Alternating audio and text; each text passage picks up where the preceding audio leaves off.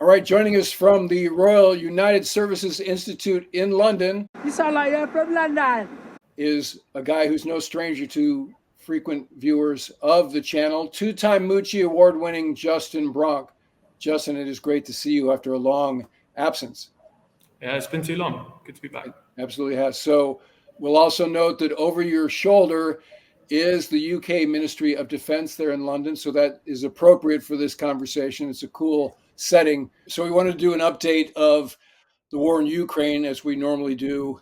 Last time you were on, you had some dire warnings in the event that Russia was to prevail. I think we've had some things happen in recent months that make that dire prediction even more relevant. So as we always do, let's start with the ISW map. Anything jump out at you here? The contrast between, on the one hand, the new area of fighting that's been opened up by the Russian push into northern Kharkiv, up in the north. It looks tiny, but the contrast between how small it looks and the fact that Russia has gained very very little actual territory, compared with the operational impact, which is quite significant. So essentially, the Russians have, along with what is already a very long front, although the Dnieper River does mean that the functional areas of contact are a bit less extensive than the entire sort of red to white contact area would make it look. It's a huge extensive front, and the Russians are just maintaining these constant company scale, so relatively small scale, but just constant assaults along lots and lots and lots of different parts of the line. And in conjunction with the Kharkiv push now, it's just a huge amount of pressure for the Ukrainians to try and defend against simultaneously. The Russians are still struggling to produce new large-scale units at scale. So, new maneuver brigades, divisions. So they're still mostly operating at company strength. But if you sort of zoom in to just look at the more kind of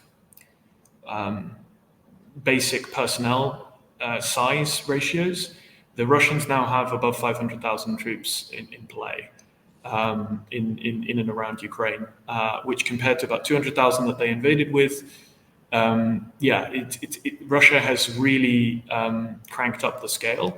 Their output is very high in terms of production of equipment and ammunition.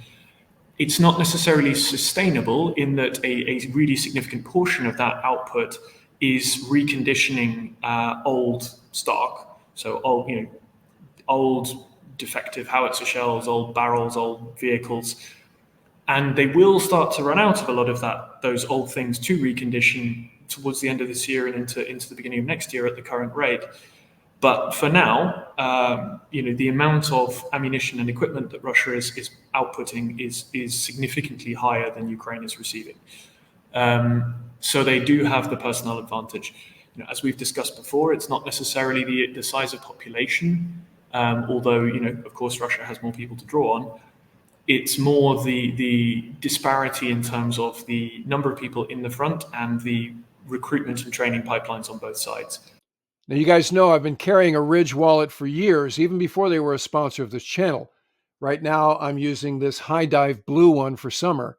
And not only has Ridge made my life easier, but my back has thanked me for chucking my bulky old dad wallet. And now Ridge is introducing the MagSafe wallet that uses strong, high-quality magnets on the front plate to secure it to the back of any MagSafe compatible iPhone. The MagSafe wallet also includes this strengthening tray, which isn't required to use it, but you just stick it on the back and it makes the magnetic adhesion even stronger. Like all Ridge wallets, the MagSafe has unique slim design and is crafted using durable premium materials like titanium, aluminum, and carbon fiber, which provides excellent protection while remaining lightweight and comfortable to carry. There are RFID blocking to help protect your personal information. And Ridge wallets also come with a lifetime warranty. Ridge's Father's Day sale is going on through June 15th, so this is your last chance to get up to 40% off all the items across their website by using my exclusive link, ridge.com/WardCarroll. That's ridge.com/WardCarroll. Details are in the episode description below, so check it out. One of the kind of long-term consequences, or medium-term at the very least, that of the US pause in ammunition and equipment support is that Ukraine basically put off increasing the scale of mobilization for quite a long time, beyond when they should have really started to crank it up the back end of last year and into the beginning of this year, with the understandable logic of, if we don't know we're going to be able to equip the troops we have, why would we massively try and upscale the number we're training? No point in mobilizing people if you can't equip them. At the same time, now that the US aid is coming back in again, the biggest problem for the Ukrainian forces is trained personnel. They just don't have enough trained personnel. The line is pretty thin. The ammunition coming back in, and the ammunition shortages, which we talked about last time, which are really dire, are now significantly better, at least in artillery and barrels and vehicles. Air defense ammunition is a significant problem. But as a result of that shortage of ammunition from the US suspending deliveries for so many months, the Ukrainians lost a lot more people than they would have done. They had to put a lot more people in the line, so a lot more people were hit by Russian artillery barrages, and also they were having to rely a lot more on small arms and grenades to repel attacks rather than being able to break them up with artillery. So for several months, they were losing a lot more people than they were before. And in order to fill those gaps, without having significantly increased mobilization at the same time, they partially also stripped out people from their training pipeline and from their logistics pipelines to help fill gaps. So that US aid delay is causing a long shadow that it remains to be seen whether Ukrainians can get out of. If they get through to the end of kind of June into mid-July, then things ought to start improving. But we're in a pretty dangerous period for the Ukrainians, and the Russians know it, which is why you're seeing this heavy pressure being put on at massive cost to the Russians. I mean, the Russian casualties are staggering, because they're attacking basically with predominantly infantry, with not really very many vehicles, and a lot of them are very old things. And you see some of these turtle tanks and other things which show some innovation, but they're working with really old stuff. And compared to the Russian army that invaded in February 2022, this is a far, far less mechanized force. So the Russians are taking massive casualties. It's a gamble on their part that Ukraine won't be able to hold through the summer, and that therefore it's worth this huge push. So yeah, things are pretty dangerous at the moment. If the Ukrainians can get through the summer without a major Russian breakthrough, then things start to look better. And if they can get to the end of the year, then things start to really look better, because Russian production will start to come down. The casualty rates will still have been very high. And also, crucially, Western production starts to really increase towards the end of this year, because a lot of those investments that the US made in increasing ammunition production capacity in 2022 and the European Union countries have been making, particularly since early 2023, too late, but better late than never, a lot of that production capacity will start coming online towards the end of this year. So yeah, it's not hopeless, but things are looking quite dangerous at the moment, and it could all go really very wrong quite quickly. So you said 500,000 Russian forces available, maybe not all in country, but marshaled in and around. That's a gigantic number. Just for context, at the height of the Iraq-Afghanistan effort, we had 300,000 troops in theater, and that was a lot. Copy what you're saying about the training track delays and the bottleneck. How deep is their bench with respect to eligible fighters? There are still millions of young men in Ukraine. That's not the issue. It is, there are limits on how many people they can sustainably mobilize over time and train, but it's more about the training capacity than overall population. Same for Russia, obviously. Both sides have demographic issues around young men, but they're nowhere close to the mobilization limits for either side. There are issues with mobilization evasion and things on the Ukrainian side.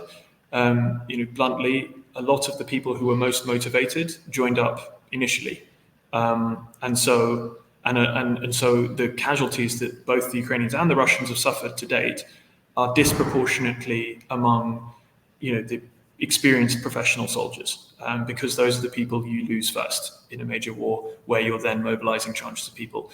So as both sides continue, and it absolutely is a problem for both sides, you're getting less and less motivated people on average. That's not to say there's not still plenty of motivated young people and older people serving, but as a proportion, as the average, that will go down over time, because your wastage will tend to disproportionately fall on the most motivated people. So there are issues. I think part of the biggest issue, though, for the Ukrainians is not necessarily lack of people per se in terms of mobilization. It's that they're struggling to generate the enthusiasm for people to come forward when called on. And that is partly because of a perceived lack, and again goes back to it's partly caused by that delay in ammunition being provided.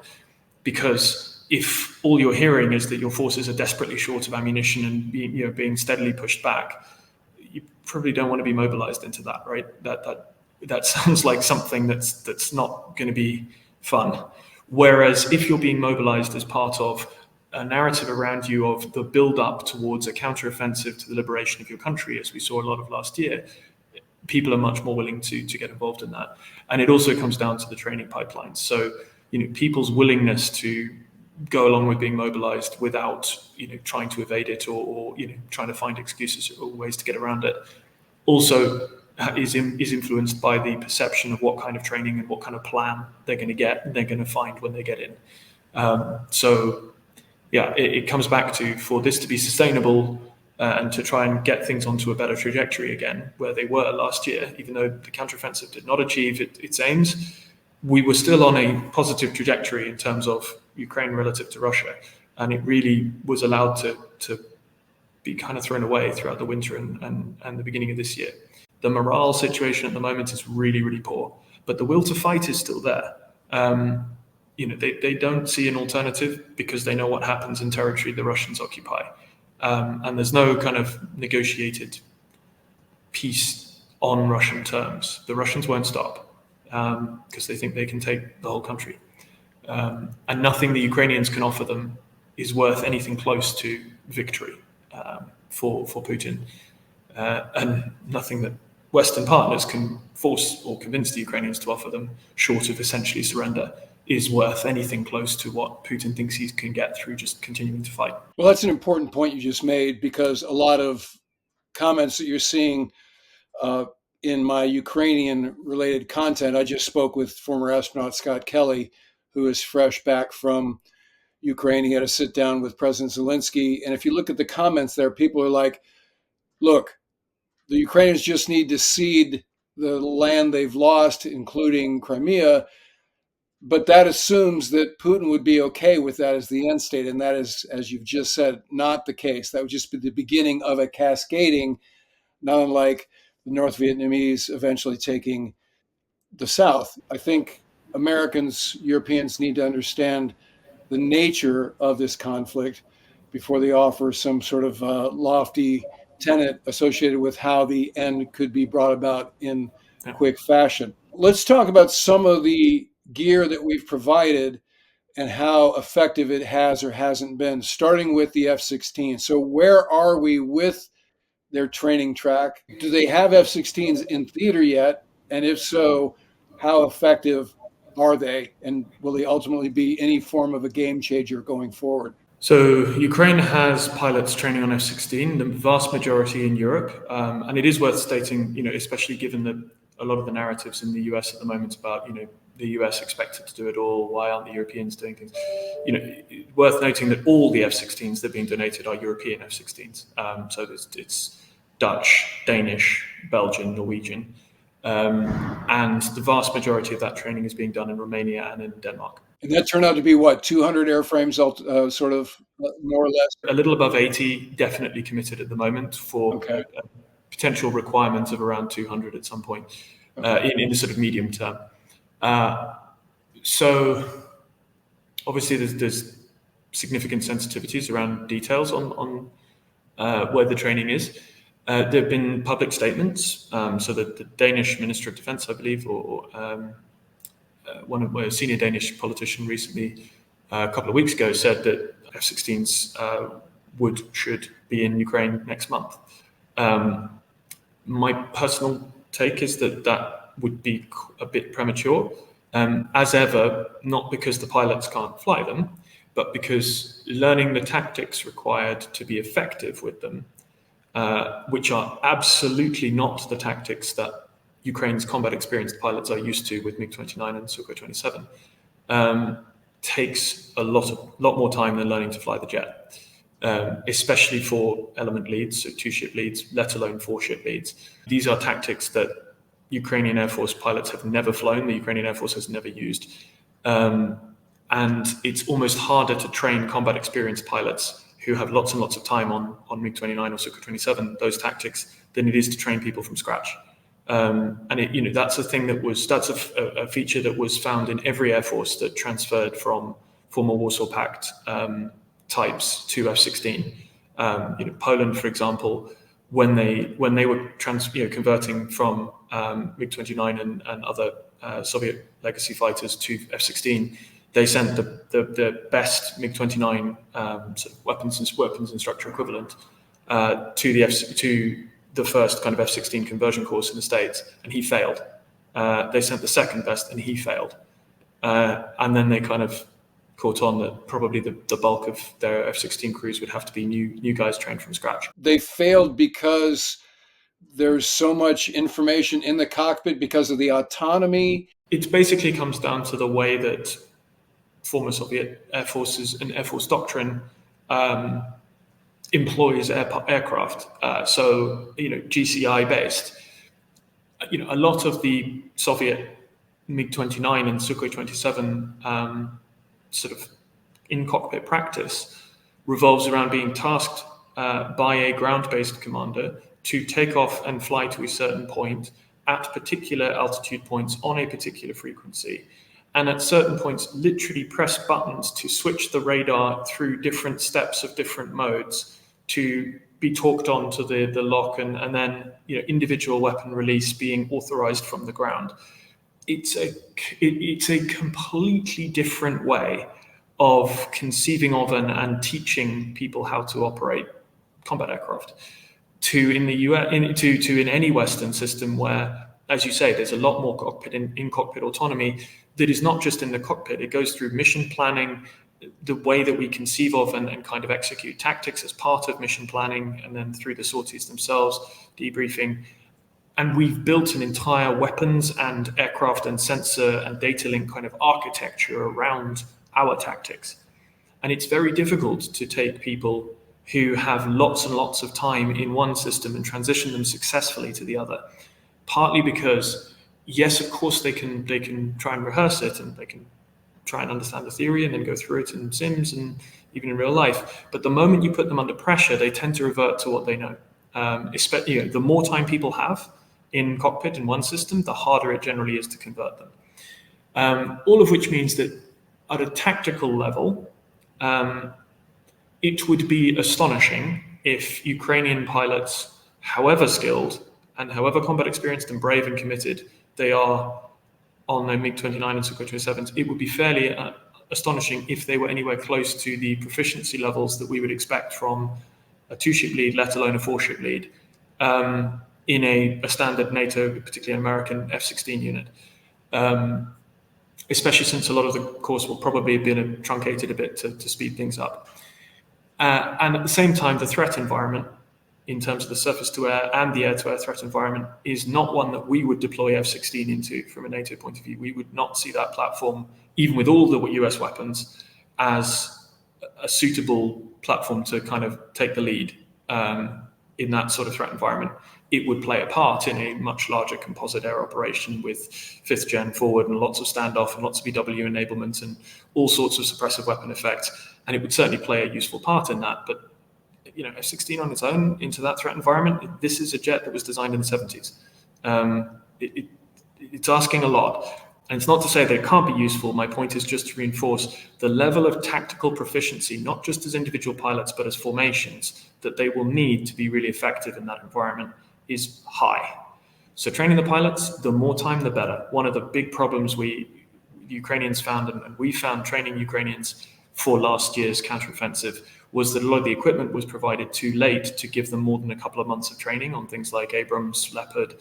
And funny old thing, it's just not enough time to train people to do complex maneuver operations as part of a larger force, in combined arms against those sort of defense lines. And the training in Ukrainian analysis is absolutely the same as Western analysis. The training failed. It was not good enough because we didn't have time.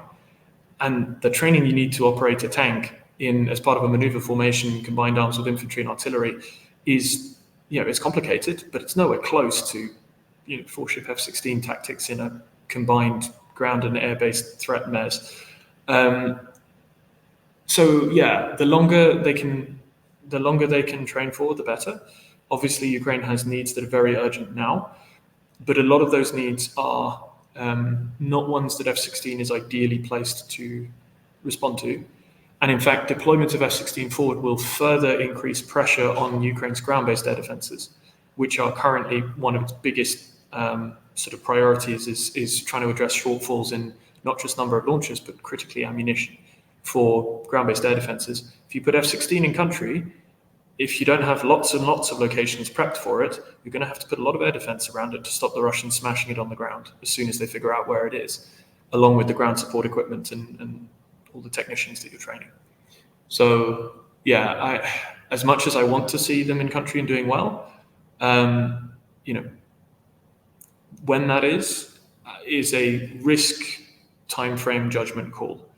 And I would hope that judgment call will be made on the basis of whether they are actually tactically and operationally ready, and not just the pilots, all the ground crew, all the support apparatus that you need, all the infrastructure, and not on the basis of, well, things are looking a bit bad now, we need a political win, let's put the F-16s in. Because the danger of doing that is you create a huge risk that they're destroyed on the ground or shot down. And of course, the Russians will have a huge propaganda and information victory off that. Inevitably, there will be some losses whenever they come into country. It's just the nature of the threat.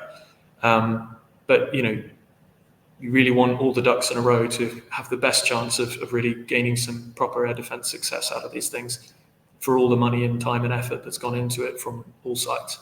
You do a great job of setting expectations, because I think we're inclined to go, if they just had this one thing, then it is a game changer. An F-16 has been that shiny object for years now. If they only had F-16s, now they have, the assumption is because it's a multi-role attack fighter that they'd have SEAD capability, they'd have strike capability, they'd have air superiority capability. And as you just pointed out, in the context of this conflict at this time, it's better than nothing, but it is not necessarily a game changer. Further, I think it's brilliant that you point out the difference. And I'm reminded of when A6 crews came over to the Tomcat community, and the nature of attack flying and fighter air-to-air flying is considerably different. It's interesting. The pilots were great ball flyers, but when you get them in the dogfighting arena, they were having some challenges to think in a way that was required to do this. Suddenly you go from playing football to playing hockey.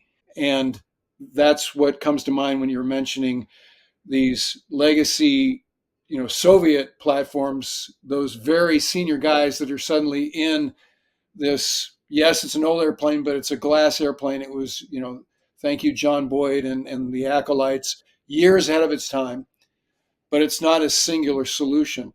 So let's talk about some of the other weapon systems and how it can or can't change the calculus. You mentioned Abrams. So training challenges notwithstanding, and the way you employ them notwithstanding, have the tanks, to say Abrams and Leopard, been effective with respect to the ground war? Yes, in two ways. So first and foremost, Ukraine had to and has to transfer long-term to Western tanks because they simply can't keep up the supply of barrels and ammunition for 125 and other Soviet calibers. Secondly, there's no question that Leopard 2 in the various variants that's gone and Abrams are far more capable individually than the Russian T-72, T-62, T-64, T-90 series even, especially in terms of being able to accurately fire on the move. And the optics are much better, so they can be much more accurate at night and provide some overwatch and SA. The flip side is, they're not invulnerable, as we've seen. Especially if they, the biggest problem for them is mines. So we just don't have enough mine clearance equipment to send to the Ukrainians, and the Russians put minefields everywhere, as do the Ukrainians, because they're critical for defensive warfare. And so, even though you'll only lose a track, generally speaking, if you hit at most anti-tank mines, if you lose a track, then you're stationary, and then you'll be shelled, and that will probably lose the other track and may cause other damage to the vehicle. Even it's unlikely to fully destroy it, but it can cause more damage. At that point, typically a crew will abandon the vehicle in the hopes of retrieving it later, and that's where you tend to see a lot of FPV type drones or kind of grenade-carrying heavy agricopters used to try and finish off a tank. And both sides do this. When you see a lot of those kills that you see of tanks through UAVs dropping grenades on them or FPVs flying into the side, you'll notice the tank is stationary. And that's generally because it's been disabled but not destroyed by mines or artillery. The Russians also use a lot of what are called Krasnopol, so they're laser-guided 152mm howitzer shells.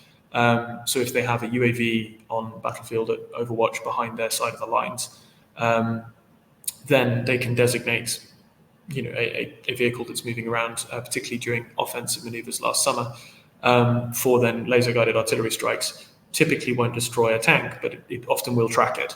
And then again, the crew will tend to bail out. But another key area where the tanks have been very successful, and the same for Western AFVs, all of them, is crew survivability. So typically, when a crew has their vehicle disabled or destroyed in a Western tank or Western APC or AFV, the crew overwhelmingly tend to survive. Whereas the exact opposite is the case when you get hit in a BMP or a BTR or a T series tank. They tend to explode fairly and burn fairly aggressively because crew protection was just never a design priority in those vehicles.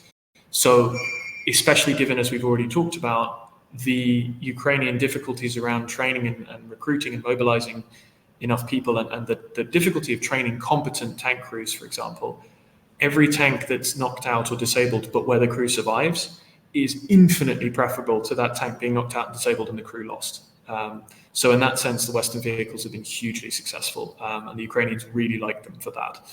HIMARS continues to be useful, but there's been a lot of Russian electronic warfare success in degrading the effectiveness of GPS-guided munitions that they've seen a lot of in Ukraine. So where a system has been deployed in theatre for quite a while, HIMARS, GBU-62, the JDAM glide bomb that we were modified for launch on Ukrainian aircraft, ground-launched small-diameter bomb, Excalibur artillery shells, so GPS-guided artillery. With the exception of ground-launched STB, all of those systems were highly effective when introduced into theatre and have progressively got significantly less effective in a lot of areas because the Russians have had a chance to examine unexploded munitions, work out how they operate, experiment with EW techniques, and work out what works and doesn't. So they've just dialed in the effects over time. And what's been quite interesting is to see quite how effective ATACMS has been now that it's the longer range versions have been released by the US for Ukrainian service against Russian ground-based air defenses. So we've seen a couple of S-400 batteries hit quite hard in the last month.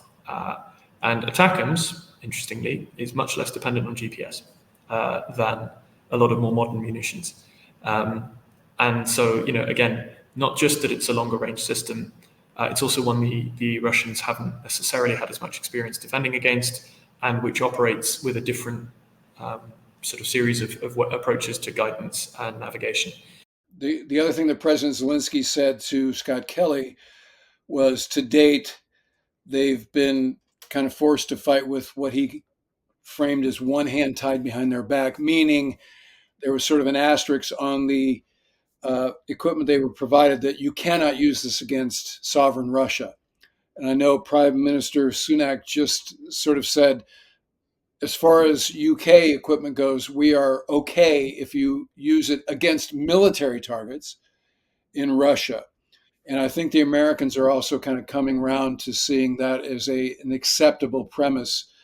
So does that have the potential to change the calculus here, as it seems like we're bogged down in the ground war in the eastern part of the country? It's certainly a very necessary improvement. And so you've seen, the UK, a lot of other European countries actually, you know, Sweden, I believe Finland, even Germany recently, a whole host of European countries have said over the last month and a bit that it's explicitly fine for our weapons to be used against military targets that pose a threat to Ukraine across the border inside Russia.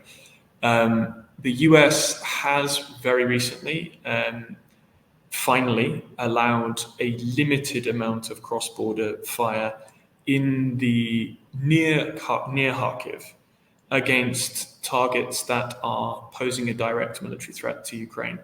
Now that's a significant improvement because particularly the fighting around Kharkiv is very close to the Russian border.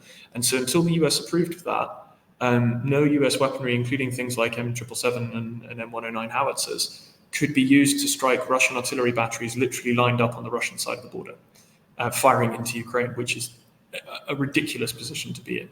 And equally, Russian columns of armor and personnel, and missile systems and all sorts, and EW could just line up on the roads, getting ready to sort of step off before they cross the border without fear of being hit. And that has now changed, and it's making a difference up in Kharkiv. And as you're seeing also, I mentioned those ATACMS strikes on Russian air defense systems, one in Belgorod that was hit this week, and last week in Crimea, I think, or the week before. Obviously, Crimea we don't recognize as Russian territory. It was legally annexed in 2014. But again, strikes on targets in Belgorod, clearly that is a very tactically useful and operationally useful thing to have as an option. But it is worth, going back to your point on no one thing is a silver bullet. There isn't some easy technical answer. If we just give them that, if we just let them do that, then it'll work. And then we'll kind of get out of this somehow. It's all helpful, and removing that very artificial constraint on Ukraine being able to defend its border areas is very helpful. But cross-border strikes in the longer range sense are only ever going to be part of the solution. You don't win wars with long-range strikes. And you can see that in the impact of Russia's long-range campaign against Ukraine. I mean, Ukraine has taken, I think, 8,500 plus long-range missile strikes at this point. And Ukraine is a far smaller and less resilient, from an infrastructure point of view, country than Russia. So, we couldn't give Ukraine close to that level of firepower. And those 8,500 plus missile strikes have not knocked Ukraine out of the war. So why we would expect enabling the Ukrainians to have a more limited, but more precise, but more limited in terms of quantity, long-range strike campaign against Russia to have a decisive effect it's just not logical. It can only ever be an enabler of a wider strategy for battlefield success. What long-range strikes do is they impose cost, obviously direct cost, but they impose inefficiency on your opponent because they punish concentration of production, logistics, assets, units, and so they force any side to disperse a lot of what they're doing behind the front lines to minimize the danger of any one point becoming a very obvious target, and that generates a lot of inefficiency compared to if you're able to, concentrate things with impunity. So long-range stuff matters, but only insofar as it affects your ability to sustain, enable, and react to sort of dynamics on the front line. So let me bring the map up once again. As you've said, Putin wants all of Ukraine, sort of a make the Soviet Union great again kind of premise. And President Zelensky has said he wants sovereign Ukraine back to where it was, including Crimea. So with those two stances, we got a ways to go. So in light of those two, let's call it poles, two sides of this conflict, how does it go? I think there's kind of two paths that this could go at this point. One is a very dark one, where the Russians make a serious breakthrough this summer, and if things start to really break, they could snowball. Particularly from a Russian air power standpoint, if Ukraine is not able to maintain that air defense coverage near the front lines, any attempt to, for example, contain a breakthrough could run into really serious problems in terms of Russian interference with attack aviation and fast air. I think things could go quite badly in the summer if Ukraine is not assisted to and able to hold. And at that point, you might even see direct intervention from probably single European countries working in a loose kind of coordination. I mean, I don't know, but multiple countries have said it's potentially, it's not off the table. And the stakes would get pretty damn high for Europe pretty quickly in that scenario. And I don't think anybody knows where that leads. But it's fairly serious.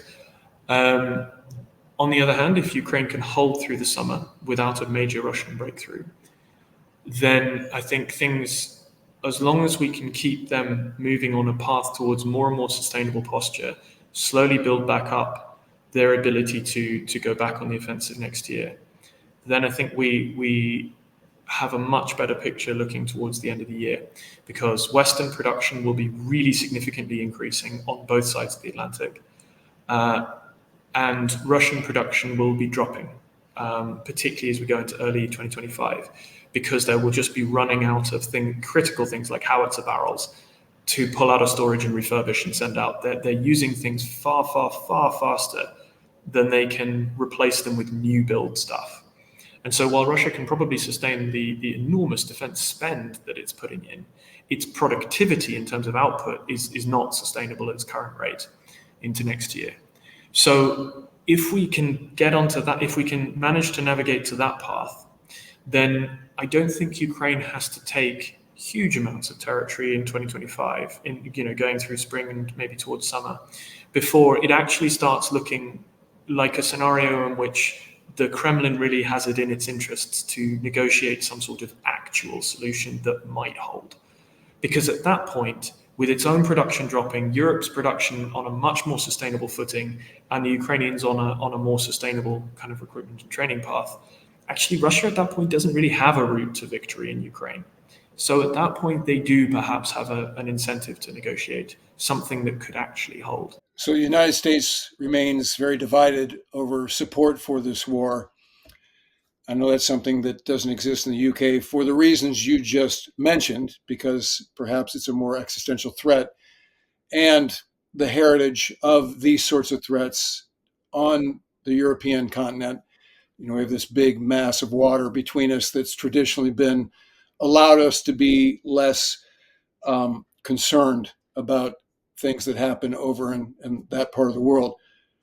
Remind us why we shouldn't be blasé about Russia prevailing in Ukraine. Well, I mean, bluntly, one of the United States' biggest economic markets by far is Europe. All of your closest allies are in Europe, and you rely fundamentally in the US for your strategic position, particularly in the Indo-Pacific, on being able to count on European partners, not just to kind of hold things down with help, and for many decades with far too much reliance on American help, not for a second suggesting otherwise, but from a US self-interested point. For the US to have a chance against the Chinese in the Indo-Pacific, you need to be able to focus almost all of your effort there, and you simply can't do that if European peace and security is imploding. And particularly also if the Middle East is imploding, because one of China's key vulnerabilities is its dependence on natural gas, liquid natural gas and oil from the Middle East. So the sea lines of communication past Iran, essentially, over to the Far East are going to be a critical source of contest in any Indo-Pacific long-term standoff. And the United States relies on projecting power, command and control, and forces through Europe in order to sustain CENTCOM. The US military posture in Europe is not primarily for Europe's defense. It's for the US's ability to project power into CENTCOM through the Middle East, North Africa, and elsewhere. The US has always actually operated under primarily self-interest. It just so happens that that has largely coincided with European security interests for a long time, and hence we've essentially free-ridden, or many European countries have free-ridden on that massive military presence. It's interesting that the US often tries to hold countries to 2% for NATO. The US probably only spends about 2% of defense on NATO, because the US spends about 4% of GDP on defense, but most of it's not in NATO. It's in the Indo-Pacific, it's in Africa, it's in the Middle East, it's in South America, it's all over the world. Whereas European spend is mostly in Europe, as you'd expect. But the other crucial thing is that for the US posture to work in the Indo-Pacific, you absolutely need the countries in the Indo-Pacific to choose to jump towards backing the US, to not stay on the sidelines, and to allow US forces to, for example, to use bases there for any military campaign. I mean, you just need to look at a map in the Pacific. You need bases and basing rights. And so for countries that are looking at how they balance, needing to live next to China while also wanting to, stay an ally of the US, watching how the US treats or doesn't treat its most long-standing, trusted NATO-partnered allies, and a country, this is Ukraine, that was completely nakedly attacked. I mean, there's no gray in there at all. It's black and white. And that the US had said it would defend for as long as it takes. If they see the US essentially let Ukraine lose and just walk away functionally or explicitly, why would the Philippines or Singapore or even South Korea or Japan or Taiwan, why would any of these countries choose to rely on essentially a security alliance with the United States and de facto side with you guys over the Chinese who are on their doorstep? Fundamentally, those presumed alliance structures, and a lot of them are just de facto, they're not actually alliances in a lot of cases, rely on the assumption that those countries believe American defense guarantees are credible. And so if America just abandons them, having made them, in a very black and white scenario where the opponent absolutely does not overmatch the United States, why should they trust them in the case of the Indo-Pacific and an opponent who increasingly does overmatch the United States in key areas? The Elbridge-Colby approach to things, if we just need to focus on China, therefore abandon Ukraine, is strategically illiterate. It assumes that no other countries in the world will notice and react to US treatment of allies, partners, and commitments when they make their decisions of what they do in the Indo-Pacific. Yeah, Elbridge also was criticizing our Secretary of State for playing guitar in Kyiv, and so he lost all credibility with me on that issue. So, Justin, it's been too long. We always welcome your insights here on this channel. Safe travels in the weeks to come, and we look forward to talking to you again very soon. Likewise. Thanks, Mitch. All right, that'll do it for this episode. If you're not already a subscriber, become one so you don't miss anything going forward. And in the meantime, I look forward to talking to you again very soon.